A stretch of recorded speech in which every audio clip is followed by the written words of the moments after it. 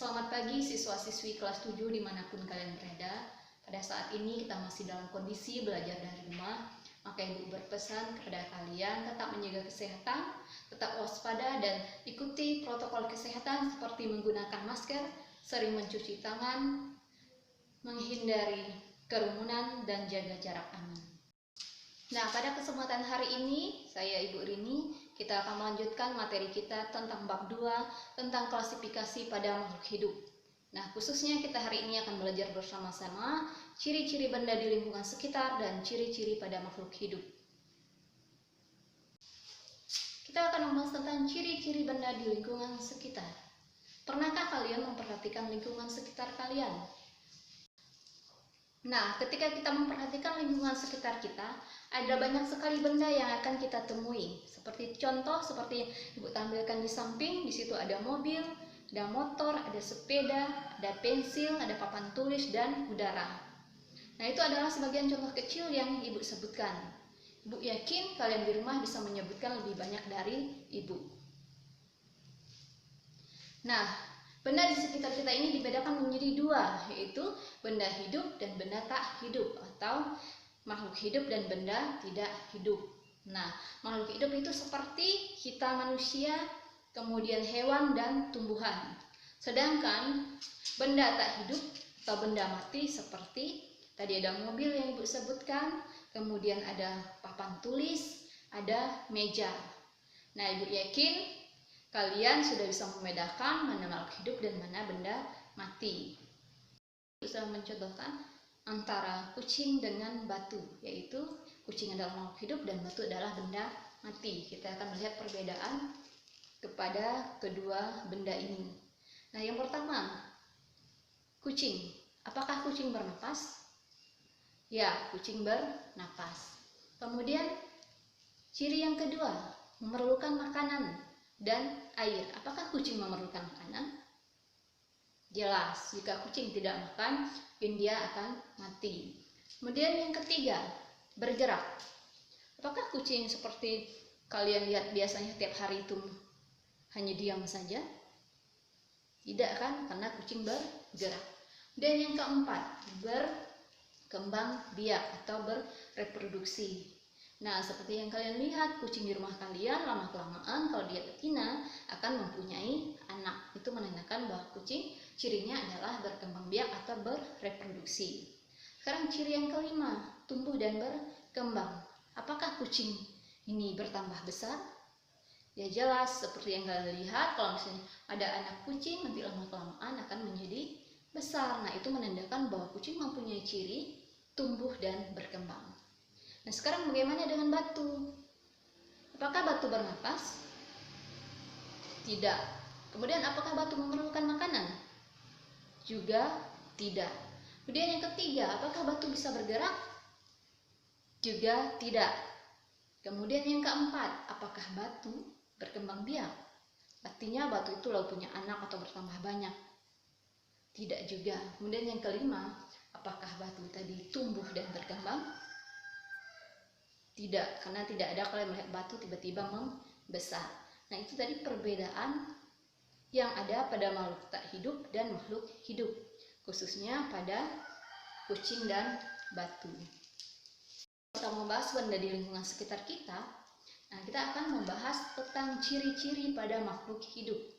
Nah, ada berapa sih ciri-ciri pada makhluk hidup? Jadi secara umum ciri-ciri pada makhluk hidup itu ada 8 kalau secara biologi. Nah, apa saja sih ciri-ciri tersebut? Maka dari itu simak video ini sampai selesai. Nah, tadi ciri makhluk hidup ada 8. Sekarang kita akan bahas. Ciri yang pertama adalah seperti yang Ibu sudah jelaskan di depan tadi, yaitu bernapas. Nah, seperti ini Ibu terlihat bernapas. Nah, ini ciri dari makhluk hidup. Apa sih bernapas itu? Bernapas adalah suatu proses menghirup oksigen dan mengeluarkan karbon dioksida. Setiap makhluk hidup itu pasti bernapas. Kemudian ciri yang kedua adalah memerlukan makanan atau nutrisi. Kita pagi-pagi, siang, malam, kita selalu makan. Nah, untuk apa sih makanan ini kita makan?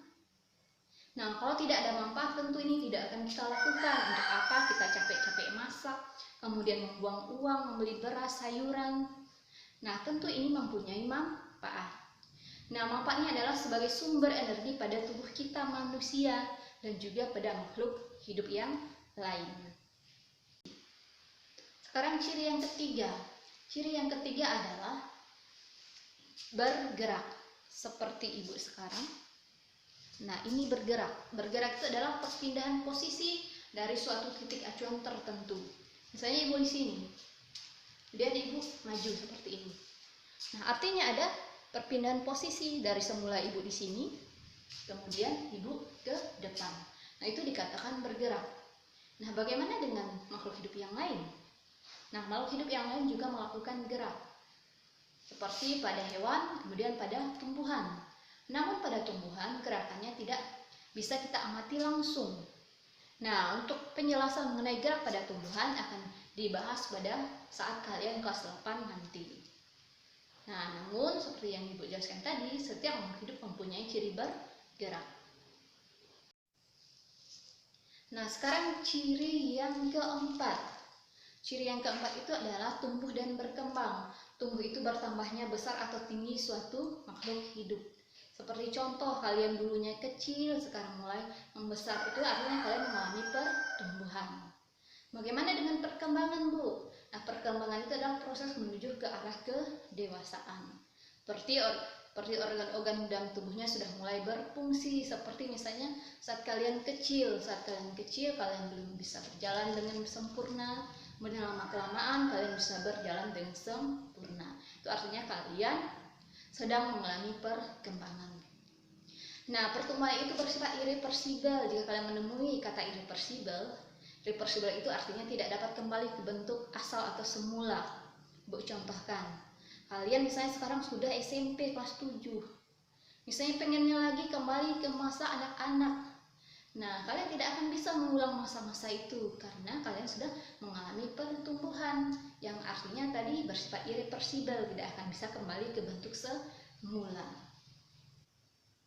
Nah, Ibu contohkan di samping juga ada contoh, itu ada kecambah, tanaman yang mulai dari berkecambah kemudian menjadi tinggi. Dan juga tadi ada contoh gambar dari manusia mulai dari kecil sampai dewasa. Nah, itu adalah contoh dari tumbuh dan berkembang. Nah, ciri yang kelima adalah berkembang biak atau bereproduksi. Tujuan dari berkembang biak atau bereproduksi ini untuk mempertahankan jenisnya agar tidak punah. Contohnya seperti kalian.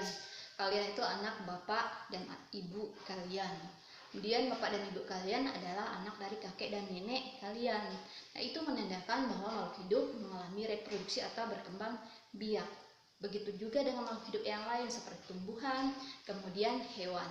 Nah, itu ciri yang kelima, yaitu berkembang biak. Nah, sekarang ciri yang keenam, peka terhadap rangsangan.